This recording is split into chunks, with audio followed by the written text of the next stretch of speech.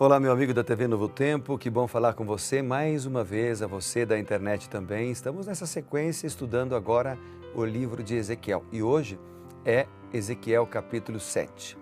É bom estar com você cada manhã, mas lembre-se que você tem que estar com Deus também no seu momento especial de devoção, de oração e de adoração ao Senhor.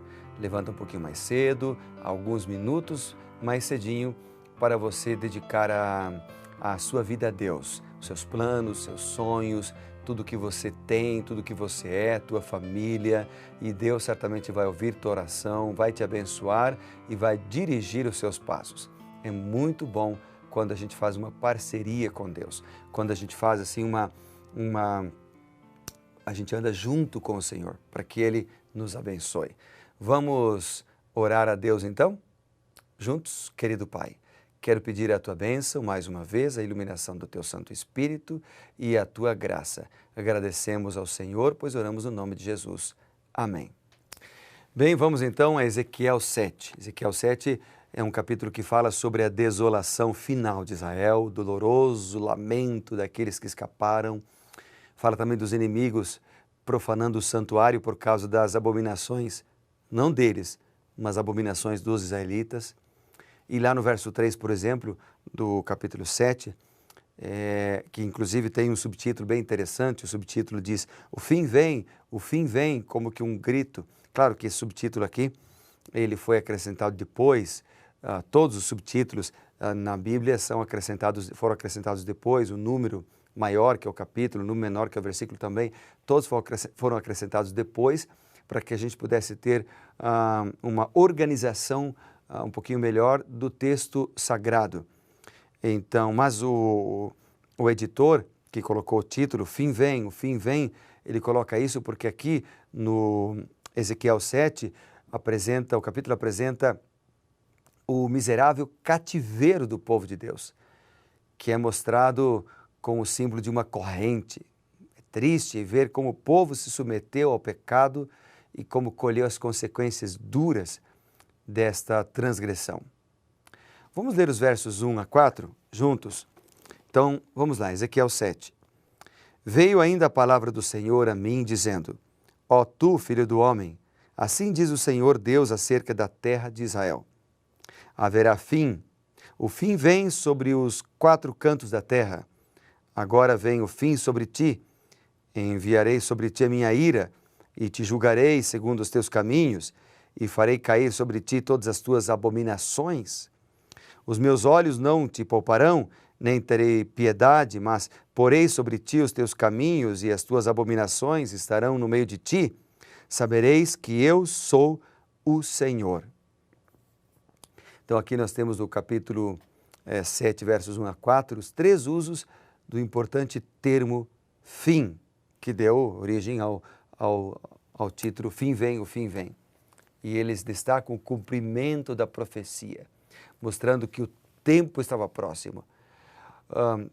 Se a gente lembra um pouquinho, por exemplo, do que Jesus falou lá em Mateus capítulo 24, ali também ele apresenta uma série de sinais que, de certa forma, apontam para a sua segunda vinda e que também clamam, o fim vem, o fim vem. Agora, a expressão que aparece aqui, os 4 cantos da terra, sugere que todo o povo de Judá seria afetado, e não apenas os habitantes de Jerusalém. Quando nós pensamos em termos atuais, para a profecia que aponta para a segunda vinda de Cristo, também todos seremos afetados. Justos e injustos, brasileiros, paraguaios, americanos, argentinos, canadenses, russos, japoneses, chineses, coreanos, todos seremos afetados pela segunda vinda de Cristo. Ele virá para buscar o seu povo. Ele virá para destruir os que destroem a terra. Ele virá para destruir os ímpios e os maus que se afastam do Senhor, que falam contra o Senhor e tentam inclusive destruir ao Senhor.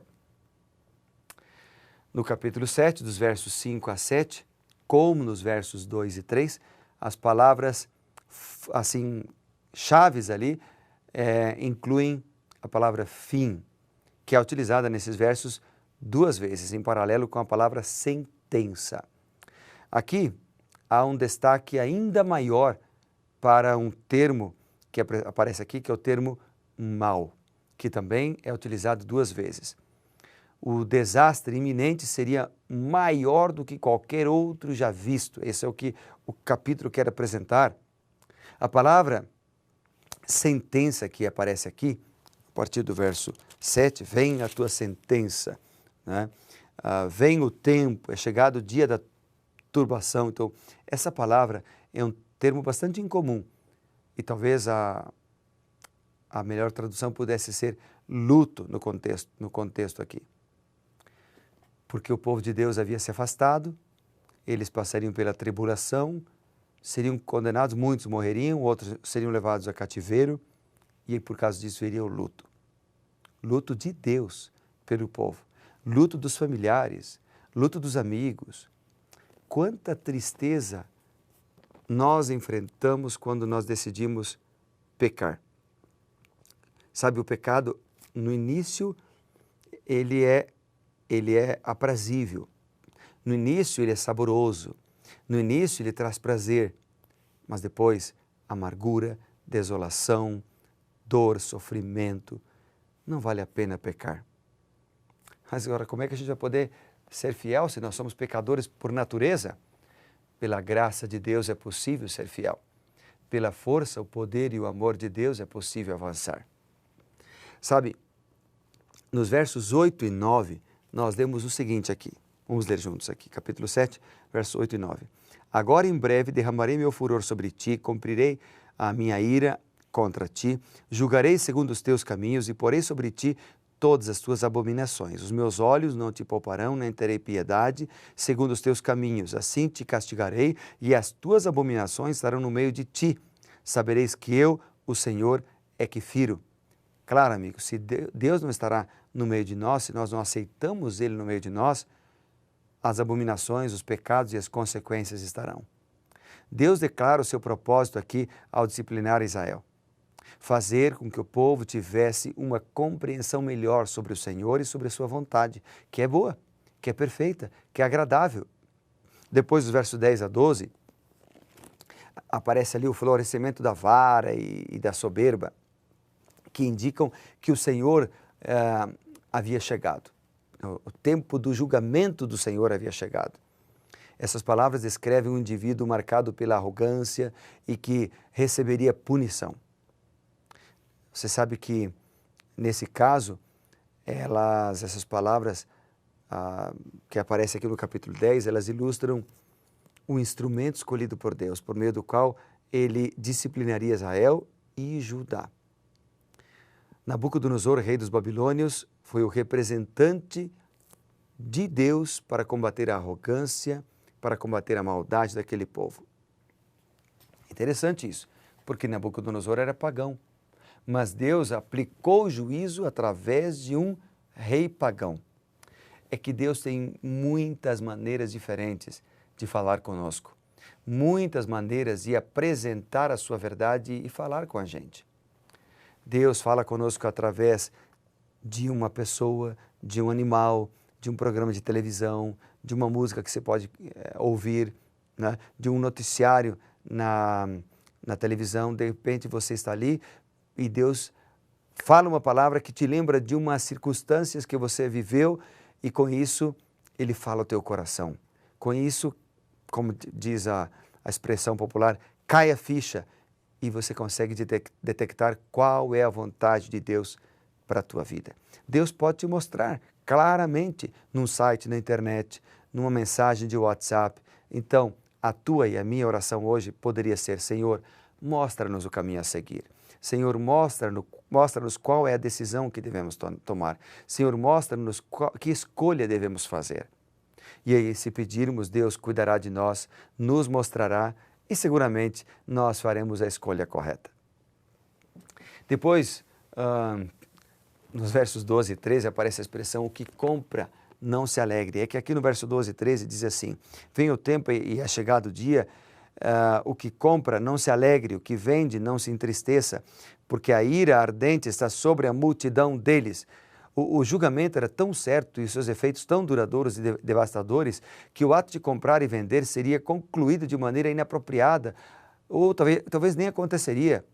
A frase que aparece na sequência, nos versos 14 e 15, onde diz não há quem vá pelejar, enfatiza que a nação estaria muito debilitada.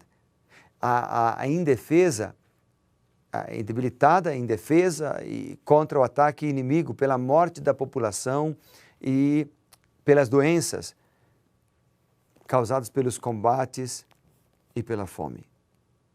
Se a gente vai um pouquinho mais para frente, no capítulo 7, verso 20 e 22, esses versos descrevem o julgamento que viria sobre o povo de Deus por ter retirado os tesouros do templo para fazer imagens pagãs. A frase, a glória do seu ornamento, ele a pôs em magnificência, que aparece aqui, fala da exaltação de Jerusalém como a cidade escolhida por Deus para habitar com a sua glória. Bom, o que o texto está apresentando, portanto, meus amigos, e que me chamou a atenção, é a certeza do julgamento de Deus, a certeza do fim, a certeza de que o Espírito de Deus nos conduz para a salvação se nós o permitirmos. No verso, a certeza de que Deus cuida da gente, a certeza de que o mal não durará para sempre, a certeza de que um dia os ímpios serão condenados pelas suas ações, os maus serão destruídos pelas suas escolhas errôneas que fizeram e pela influência maléfica que exerceram para com outras pessoas. O juízo que Ezequiel profetizou não era eterno. No meio do seu juízo, eles tiveram a oportunidade de se arrepender e voltar para o único e verdadeiro Deus. Como juiz divino, continuaria válido naqueles dias, ele também continua para os nossos dias hoje. Pela graça de Deus, nós temos a oportunidade de nos convertermos de nossos ídolos e nos voltar para Deus. A pergunta é, você vai fazer isso? Ou você quer fazer isso? Que bom que sim. Deus então te ajudará. Vamos orar? Querido Pai, obrigado pela oportunidade de te adorar, te buscar e nesta hora dá-nos a certeza da salvação em Cristo Jesus, nosso Senhor e Salvador. Obrigado por tudo. Dá-nos a tua sabedoria, pois oramos em teu nome. Amém. Que Deus te abençoe, que Deus te guarde. Lembre-se, seja reavivado por sua palavra.